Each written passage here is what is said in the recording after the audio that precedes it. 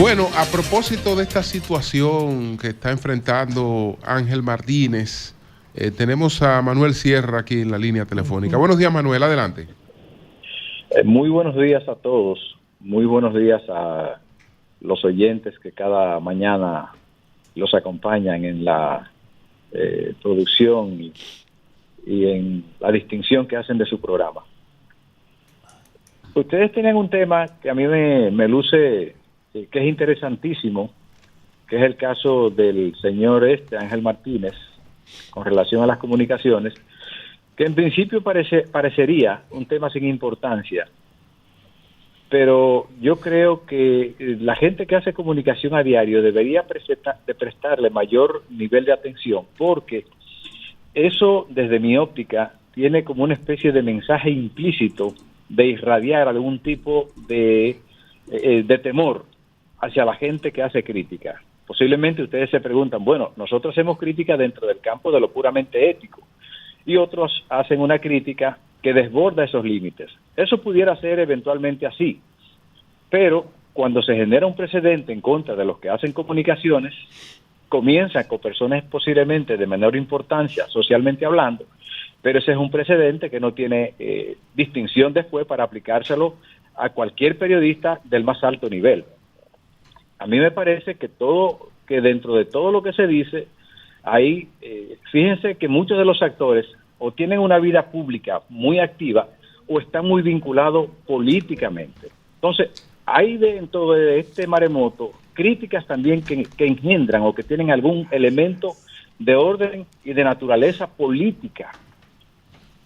Entonces, a esos detalles que se están perdiendo de vista en este maremoto, porque se trata de personas que se le ha estigmatizado desde el principio que están vinculados a actos de extorsión.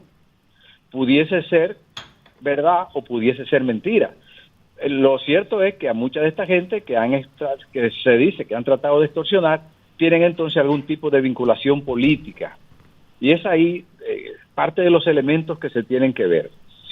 Otra de las cosas que me llama la atención es que se esté tan abiertamente tratando de colocar prisión preventiva o prisión o algún tipo de medida de coartación de la libertad por el campo de las opiniones. Las opiniones, no, el derecho de la opinión es distinto al derecho de la información, que eso tampoco lo tiene claro porque hay un gran desconocimiento de los elementos profundos de esta materia. La ley que se está utilizando, que es la ley 5307, cuyo origen fue para los asuntos de la intranet, no de la internet, porque la internet todavía no estaba tan universalizada en el 2007, a pesar de que ya existía, pero en el país todavía no se había tratado ese tema. Nació para la intranet, reitero. Ahora bien, los delitos de difamación per se, en su origen, son delitos de contravencionales, de una pena bajísima. Esa ley, sin embargo, tiene unas penalidades que alcanzan hasta los 5 años. Entonces, ahí viene otro elemento importante que aquí también se está perdiendo de vista, que es cuando la crítica es en contra de una persona puro y simple, que no es un funcionario público o que no tiene proyección pública, como la tiene un abogado, como la tiene un médico o como la tiene un periodista, que se le trate de colocar, o sea, uno está para los mayores derechos, por ejemplo, que tiene un presidente de la República cuando se sale con críticas que desbordan en lo puramente público y abordan lo aspecto personal, que ahí hay un elemento muy sui generis, porque si un presidente que se presume, diga un presidente, puede ser el presidente del Senado, el presidente de un ministro de las Fuerzas Armadas o el cardenal de la República, en su vida privada comete actos que riñen con la parte moral, ciertamente lo está haciendo en su vida privada. Entonces, ahí habría un elemento que distinguir. En fin, es que lo que quiero decir con esto es que me parece un poco exagerado lo que está pasando y ustedes, los que hacen comunicación, deberían prestarle un poco más de atención y no tratar el tema, y escúcheme que se lo diga así, como tan ligeramente, o sea, como el que ve llover, porque este señor no me simpatiza, lo trato así. Véanlo, que eso puede ser la guillotina donde van a poner el cuello en cualquier momento de ustedes cuando hagan crítica groseras o críticas ciertas en contra de actos de a gente que no le gusta.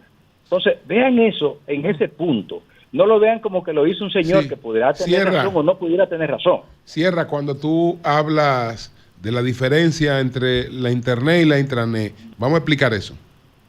La intranet está justamente concentrada en puntos fijos, digamos el Banco Central, para ponérselo más claro a la gente. Tiene 200 personas que trabajan todas en red.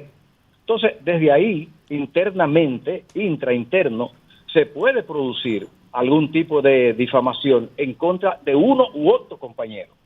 Pero esa no está, digamos, en el campo público abierto, como son las comunicaciones de la radio y la televisión, y ahora de esto, de las nuevas plataformas, que dicho sea de paso, aquí se están creando leyes para reglamentar esas carreteras comunicacionales. Entonces, hay una incoherencia, es decir, si estamos buscando una ley para reglamentar esas carreteras comunicacionales, ¿cómo es entonces que lo que se produce sobre esas mismas carreteras, entonces se está penalizando con una ley que ni siquiera originariamente nació para esos fines, sino que para tratar de contener de alguna forma el Ministerio Público en algún momento comenzó a hacer una especie de extensión analógica de la aplicación de la misma, pero que en el fondo, no es una ley, como lo decía el abogado que el doctor Mesa me anticipó, creada para específicamente para esa difamación, cuya definición, dicho sea de paso, está establecida en la ley 6132, que es una especie también de incoherencia. Es decir, Manny, tú me estás penalizando por un tipo que está definido en una ley cuya penalidad máxima y prescripción es de la penalidad de 1 año y la prescripción de 2 meses. Manny, el doctor Mesa, que es el abogado del señor Ángel Martínez, que habló con nosotros hace un rato, él decía, y me gustaría escuchar tu opinión con respecto a esto, de que esos pronunciamientos, eso que dijo él, se produjo fuera de la República Dominicana. Y él decía que por ese hecho, por haberse producido en otro lugar, no en nuestro territorio, por eso él entiende que él no debería estar siendo perseguido, él no debería estar siendo juzgado aquí en la República Dominicana. ¿Cuál es tu opinión con respecto a esto? Ese es un punto que no está claro, ciertamente, porque una de las cosas que yo siempre había venido planteando es la jurisdiccionalidad que se ha perdido en ocasión de las comunicaciones. Porque antes los medios naturales eran la radio y la televisión, cuyos límites de alcance eran las fronteras, básicamente. O sea, y en ese perímetro del país se circunscribía la competencia del tribunal. Esa es una de las cosas que se tendrá que poner clara en las leyes que se gesten en el porvenir. Por ejemplo, en el proyecto de ley que tenemos ahora en la República Dominicana, que trata de organizar las comunicaciones, ese es un punto que se debía tener claro. Ciertamente, se estaría partiendo de la triple competencia, donde ocurre el hecho, donde puede ser capturado la persona y donde surte sus efectos. Ahora bien, hay un punto serio realmente de jurisdiccionalidad, porque entonces, ¿dónde estarían los límites de todo lo que se produzca, de todo lo que se genere a partir de una cosa que se produjo en un territorio distinto donde la tratan de ejecutar? Eso, tarde o temprano, el Tribunal Constitucional lo tendrá que poner en blanco y negro, porque ciertamente ahí hay un punto gris y oscuro en lo que tiene que ver con este tipo de delito que, digo, originariamente era de carácter contravencional, de una pena mínima y de una prescripción de 2 meses, que dicho sea de paso, ahora tenemos 3 tipos de difamación en la República Dominicana, y eso frente al ciudadano le genera una especie de indefensión, porque tú tienes la difamación que se genera o que penaliza el Código Penal Dominicano, cuya prescripción es de hasta 3 años. Tú tienes la que se genera en la ley 5307, que solamente enuncia, pero no tiene sanciones, que es hasta 5 años, y tú tienes la de la 6132, que es hasta 1 año de condena, que dicho sea de paso, nunca condenaron a un periodista, ni a nadie que hiciera comunicación por esa pena. Un elemento importante, y eso lo maneja muy bien el doctor Leonel Fernández en un libro que se llama El delito de opinión, tema que yo comparto, que es que la opinión no se sanciona, porque eso es el asunto, eso es una expresión natural, o sea, digamos, es un derecho connatural de la persona. O sea, ahí él tiene un tema también en discusión con eso. De la opinión. Bueno, doctor, pues sí. Doctor, mire, yo a usted lo respeto mucho, ¿verdad? Y siempre y muchas veces estamos en coincidencia en su planteamiento. En esta oportunidad solo le hago la observación de que a esa persona no se le está persiguiendo ni pensando diferente a él porque le caiga mal o nada. Se le está requiriendo simplemente porque se pasó años diciéndole delincuente, corrupto, prostituta, narcotraficante a mucha gente y hoy no tiene una documentación para en sede judicial probar lo que él decía. Simplemente por eso, No es que se le está... Yo soy partidario de que cada quien le diga lo que le dé su gana a quien quiera. Ahora, cuando usted tiene un documento para decir, mire fulano, usted es un narco, mírelo aquí el documento. Yo soy partidario, ahora él no tiene nada de eso, es lo único que estamos diciendo, más nada. Exacto. Sí, Manuel, fíjate que en materia de las cosas que él denuncia, todas las cortes internacionales que trabajan con la parte de derechos humanos dicen que en esa materia los jueces tienen que ser muy cuidadosos, porque casi nunca tú logras tener los elementos, mi querido Manuel, que pueda evidenciar la comisión del delito, sobre todo cuando se trata de casos de corrupción. Por eso la Corte Interamericana de Derechos Humanos, que es un referente beneficioso para el mundo de las comunicaciones en todo el sentido de la palabra, habla de que tiene que haber bastante tolerancia y que los políticos o la persona que hace vida pública, que entregó su privacidad, tiene que ser un poco tolerante.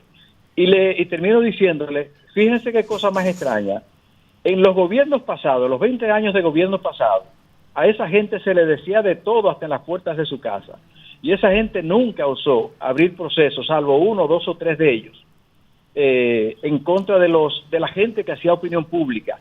Opinión dulce, opinión desabrida, opinión agria o amarga, pero siempre respetaron esa libre expresión de la persona.